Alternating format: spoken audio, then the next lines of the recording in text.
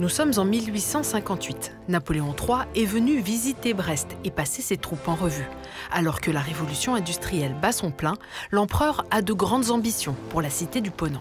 Il prend un décret en 1859 en mettant le port de commerce dans toute la partie qui est à l'est de l'embouchure de la Pinfeld. Pourquoi?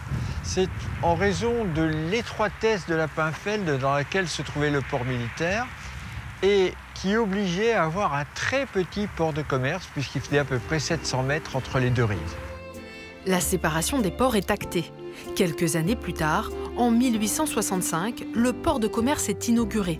La rade est granitique, les falaises tombent à pic dans la mer.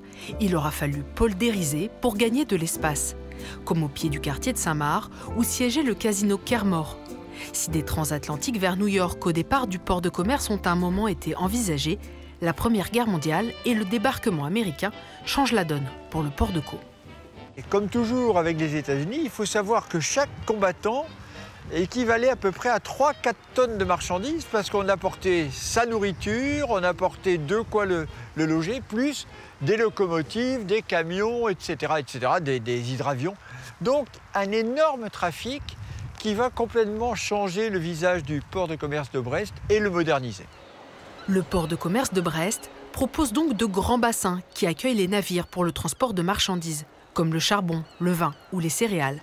Les années 60 voient alors le port s'orienter vers l'accueil de pétroliers, sous l'impulsion du maire d'alors, Georges Lombard. Il a fait la forme de Radoub numéro 3, de 420 mètres de long sur 80 mètres de large dans les années 70, qui était destiné à accueillir à l'époque les plus gros pétroliers du monde, des bateaux de 550 000 tonnes.